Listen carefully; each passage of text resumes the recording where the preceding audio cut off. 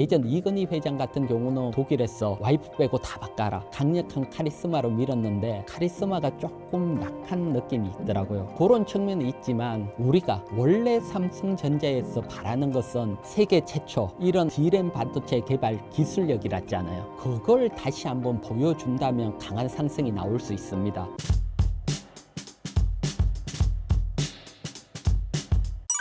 삼성전자가 주가 반등을 못하고 있는 이유는 무엇인가요? 삼성전자는 사실 제가 한 2달 전에도 나왔어. 한번 뉴스에 삼성전자 이런 얘기가 나오고 있다, 그런 얘기를 했는데 사실 그게 현실화되는 게 아닌가. 사실 그때 제가 뉴스 기사에서 삼성전자가 D램 자체 설계 문제가 있지 않냐, 그런 얘기를 했거든요. 그런데 엔비디아 CEO가 삼성전자의 HBM은 새로운 설계가 필요하다 얘기를 했거든요. 그게 한 2~3달 전에 나온 뉴스와 연결이 되는 걸로 보여지고요.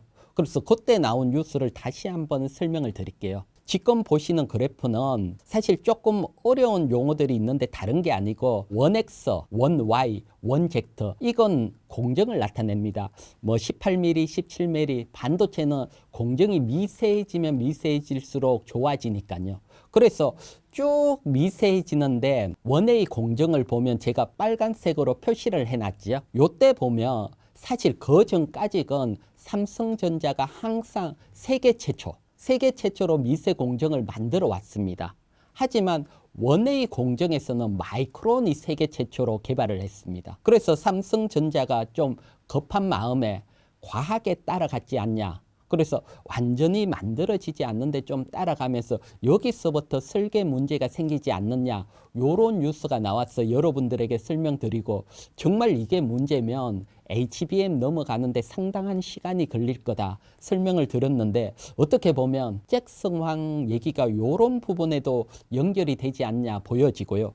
그 다음에 참고적으로 보면 원시, 더 미세는 SK하이닉스가 세계 최초로 개발을 합니다. 즉 삼성전자 입장에서 보면 우리가 아는 인류 세계 최초라는 타이틀이 원의 공정부터 무너지기 시작을 했습니다. 그리고 요때부터 또 설계 문제가 있지 않냐, 요런 얘기가 나오고 있기 때문에 이 부분이 사실은 빨리 해결을 해야 되는 부분이고요. 그래서 요런 부분들이 또 부각이 되고 있다. 그래서 사실은 HBM이라는 게 D램을 여러 단 쌓는 거고, 쌓고 연결을 하는데 기존에는 연결을 하는 단순 기술적인 문제로 엔비디아 콜 테스트를 통과 못한다. 그러니까 이런 기술적인 문제는 빨리 수정이 가능하다. 그런데 시간이 너무 걸리잖아요. 그런데 또 여기에다가 또 설계 문제도 잭슨환이 얘기했기 때문에 이런 설계 문제에 가장 큰 HBM 걸림돌이 되지 않을까. 이걸 해결하는 건 다른 거 없습니다. 엔비디아 콜 테스트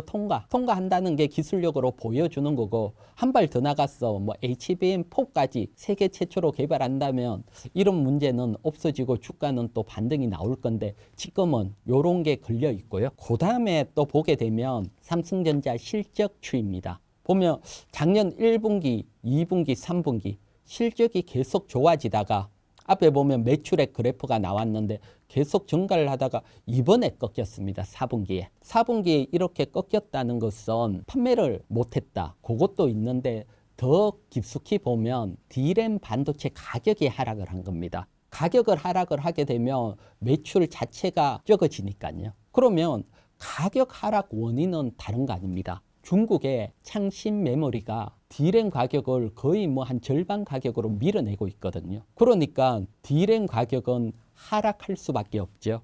얼마나 빠른 속도로 하락을 하는지 한번 보게 되면 요건 10월에서 11월 가격인데, 저가 DDR4 같은 경우는 20% 이상 하락을 했습니다. 한 달 만에. 거의 뭐 폭락을 하듯이 하락을 하고 있고요. 맨가에 보면 DDR4 16기가 같은 경우는 20.31%, 그 다음에 DDR4 8기가 같은 경우는 20.59%, 요게 한 달 만에 하락을 했고, 그 다음 창신 메모리가 생산을 못할 거라고 본 고가 D램 DDR5지요. DDR5도 사실 9월까지는 가격이 하락하지 않았거든요. 근데 10월, 11월 오면 얘도 하락하기 시작을 했습니다. 5%대. 하락폭은 DDR4보다 적지만 일단 하락하기 시작을 했고요. 요 얘기가 나온 건 창신 메모리가 DDR5도 양산한다, 이 뉴스가 나오면서 D램 반도체 전체가 하락하기 시작을 했거든요. 그러면 사실 중국하고 치킨 게임을 하게 되면 살아남기가 쉽지 않아요.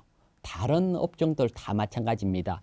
디스플레이도 그렇고 태양광도 그렇고 그래서 그런 어떤 리스크가 불거지고 있다. 그렇기 때문에 HBM에 약한 삼성전자가 먼저 직격탄을 맞는 거죠. SK하이닉스는 HBM이라는 아직 중국이 못 따라오는 반도체를 들고 있는데 삼성전자는 아직 엔비디아에 못 들어갔으니까 그렇기 때문에 실적이 먼저 꺾이고 이게 올해 계속 이어질 거다. 그렇게 보기 때문에 시장 상승이 어렵고요. 그 다음에 준비한 그래프는 트랜스포서, D램 반도체 가장 데이터를 하는 기업이죠. 보게 되면 중국 창신 메모리의 비중입니다. 올해 약 10%까지 점유를 할 거다 이렇게 보고 있습니다. 사실 작년까지 보면 2% 뭐 아주 미만인데 올해 공격적으로 거의 시장을 점유해 간다 이렇게 보지요. 기존까지건 D램 반도체는 삼성전자, SK하이닉스 그리고 미국의 마이크론 3사입니다. 그런데 이제 여기에 창신 메모리가 들어오면서 반도체 시장은 완전히 교란을 시킨다 보시면 됩니다. 여러분들이 아시겠지만 반도체 가격이 빠지게 되면 삼성전자나 SK하이닉스나 마이크론은 협의가 잘 됩니다.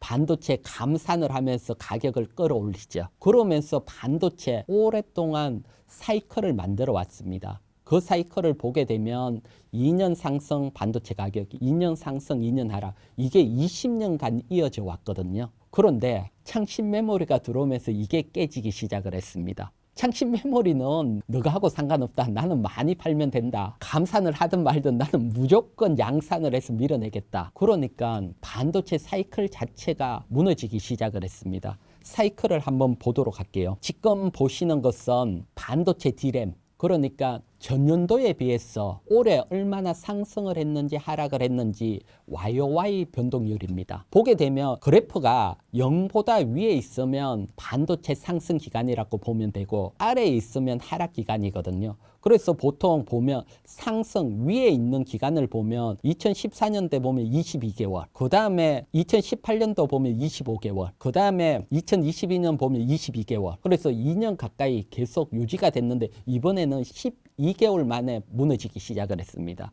이게 창신 메모리가 들어오면서부터 기존하고는 다른 사이클로 가고 그리고 또 빠르게 감산을 해서 반등을 했는데 예전 같으면 이 반등이 쉽지 않아 보입니다. 이번에는 창신 메모리가 같이 감산에 동참할 일은 없으니까요. 그러면 올해부터 반도체 가격은 어쩌면 내년까지 또 계속 치킨 게임이 이어질 수 있다. 그러면 삼성전자가 상승하기에는 사실 저도 아쉽게 뭐 여러분들이 워낙 많이 가지고 있으니까 뭐 빠르게 상승하기를 바라지만 전체적으로 제가 바라보는 시각에서는 좀 녹록하지 않다. 이렇게 설명을 드릴게요. 마이크론 차트도 한번 보도록 할게요. 보면 D램 반도체 만드는 게 SK하이닉스, 미국의 마이크론, 삼성전자니까 마이크론 차트도 보면 7월부터 무너졌죠. 이게 삼성전자만의 문제가 아니라는 겁니다. 미국 시장이 정말 잘 나가고 있잖아요. AI, 엔비디아 다 잘 나가는데 D램 만드는 마이크론이 이렇게 무너졌다. 이건 글로벌 시각 자체가 중국에 대한 어떻게 보면 앞에 설명드린데 부담감을 느끼고 있다. 그래서 시각은 전체적인다. 이렇게 보시면 되시고요. 요중에 마이크론은 그래도 엔비디아에 HBM 납품을 하니까 조금 나은 측면이 있고 삼성전자는 납품을 못하니까 더 어려운 측면이 있고요. 월봉 차트입니다. 삼성전자 월봉 차트. 장기간 차트를 보면 여러분들도 뭐 기술적인 거 차트 공부 많이 하신 분들은 뭐 보일 수 있지만 보면 2021년 고점을 형성을 하고 그리고 2024년 고점 앞에 고점보다 살짝 약하게 그래서 쉽게 말해서 상봉이라고 하죠. 대세 큰 상봉을 만들고 그리고 하락하기 시작을 했는데 보면 2016년부터 상승해온 추세선을 이탈을 했거든요. 이렇게 되면 우리가 추세선 이탈이다. 그러면 추세선까지 되돌림이 나오고 또 하락을 한다. 기술적으로 이렇게 많이들 알고 있죠. 그래서 이런 측면에서 본다면 삼성전자가 한 번은 62,000원, 3,000원 정도 추세선까지 반등을 기대를 할 수가 있고요. 하지만 본격적인 추세 상승을 기대하기는 현재 상황으로는 쉽지 않고요. 그래서 반등이 나온다면 어느 정도 리스크 관리가 필요하지 않을까 보여집니다. 삼성전자를 강하게 상승 전환시켜줄 포인트가 있을까요? 포인트도 있습니다. 실제로 삼성전자 먼저 가장 또 제가 보는 시각하고 또 펀더멘탈은 다를 수 있으니까요. 펀더멘탈입니다. 보면 삼성전자 PBR 펀더멘탈을 보면 정말 1배, 정말 역사적인 저점 위치거든요. 이 얘기는 이런 역사적인 저점에서는 다 반등이 나왔다. 이 얘기는 추가 하락은 쉽지 않다. 워낙 빠질 대로 빠졌다. 그래서 어느 정도 펀더멘탈 측면에서 본다면 빠질 대로 빠졌고 또 반등을 기대할 수 있고요. 여기에다가 본격적인 삼성전자가 사실 기본적인 반등 외에 강한 상승을 내기 위해서는 정말 뼈를 깎는 혁신이 필요하고요. 그래서 그런 혁신을 사실 요번에 삼성전자 사장단 인사를 했는데 인사에서도 좀 안 나왔더라고요. 그래서 제가 좀 느낀 건 예전 이건희 회장 같은 경우는 독일에서 와이프 빼고 다 바꿔라. 강력한 카리스마로 밀었는데 카리스마가 조금 약한 느낌이 있더라고요. 그리고 그런 측면이 있지만 우리가 원래 삼성전자에서 바라는 것은 세계 최초 이런 어떤 D램 반도체 개발 기술력이랐잖아요. 그래서 그걸 다시 한번 보여준다면 강한 상승이 나올 수 있습니다. 특히 HBM4에 지금 집중을 하고 있는데 이 HBM4를 세계 최초로 개발을 한다. 그렇다면 삼성전자가 전혀 다른 양상으로 갈 수 있습니다.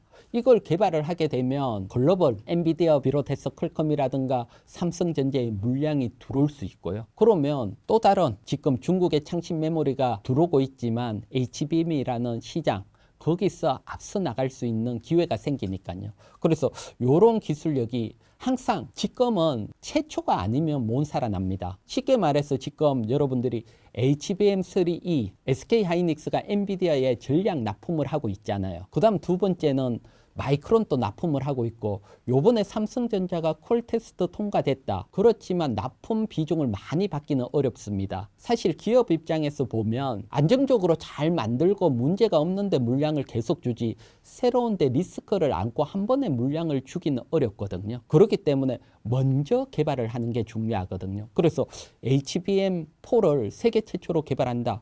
그러면 정말 강하게 상승을 할 수 있으니까 이런 것들을 얼마나 빨리 개발이 되는지 또 한번 살펴보시기 바랍니다. SK하이닉스의 현재 상황은 어떤가요? SK하이닉스는 지금 잘 나가고 있죠. 삼성전자는 사실 바닥을 헤매고 있는데 SK하이닉스는 잘 나가고 있는데 가장 기본적인 이유 한번 보도록 할게요. 요것은 1월달 외국인 순매수 순위를 제가 준비를 했거든요. 순매수 순위 보면 1위가 SK하이닉스입니다. 보면 외국인들이 약 1조 5천억 이상, 규모도 상당한 규모로 SK하이닉스를 가장 많이 매수했거든요. 역시 주가는 수급이 깡패랐고 이렇게 매수가 들어오면 상승을 할 수밖에 없죠. 그 다음에 또 참고적으로 제가 또 뒤에 거도 잠깐 한번 보면 2위가 하나 에어로스페이스 방산, 그 다음에 하나 오션, 그 다음에 네이버 콘텐츠, 그 다음 기아 자동차, 그 다음 포스코 홀딩스 2차 전지, 그 다음 저 밑에 KB 금융, 그 다음에 삼성 바이오로직스 제약. 외국인들은 여러분 규모는 크지 않지만 특정 섹터 SK하이닉스 하나 빼고는 다 살짝 발을 담그고 간만 보고 있다. 한 업종에 아직은 집중하지 않다. 요렇게 느끼고요. 어쨌든 SK하이닉스가 집중적으로 매수를 했기 때문에 간다. 그러면 왜 매수를 했을까? 그 부분도 한번 제가 보는 관점에서는 요 관점입니다. 지금 차트인데 차트가 SK하이닉스가 강하게 반등을 하고 7월달 전고점을 넘어가고 강한 상승 랠리는 조금 쉽지 않다. 역시 SK하이닉스도 매출에서 60%가 D램입니다. HBM이 40%고요. HBM이 있지만 D램이 더 크거든요. 그러니까 앞에 설명드렸던 반도체 사이클에서 벗어나기는 쉽지 않습니다. 그래서 기본적으로 이런 영향이 있는데 상승을 하는 것은 역시 실적으로 보입니다. 실적을 한번 볼게요. 삼성전자는 4분기부터 실적이 꺾였잖아요. 앞에 보듯이. 하지만 SK 하이닉스는 이번 4분기 작년이 사상 최대 실적을 냈고 분기로 보더라도 YOY로 15% 증가를 했습니다. 삼성전자는 하락을 하고 꺾였는데 SK 하이닉스는 증가를 했다. 그러면 종고점 넘고 계속 갈 수 있지 않느냐, 이렇게 볼 수 있지만 키움증권 가장 최근에 나온 자료를 보게 되면 SK 하이닉스도 1분기부터는 YOY로 한 14% 꺾이기 시작을 합니다. 그래서 HBM이 받치고 있기 때문에 삼성전자보다는 늦게 꺾였지만 올해 1분기부터 꺾인다는 겁니다. 그러면 성장주들은 실적이 엔비디아 보듯이 계속 증가를 해야 치고 가는데 꺾이기 시작을 하면 주가가 치고 가기는 쉽지 않거든요. 그래서 반등이 나오더라도 좀 실적 발표 시점 또 1분기 실적의 포커스가 맞춰지면 만만하지 않을 거다, 요렇게 보고요. 물론 이런 것들은 펀더멘탈이고 업황에 대해서 제가 설명을 드리는 거고, 주가는 이거 외에도 앞에 보듯이 수급이나 다른 방향으로도 움직이니까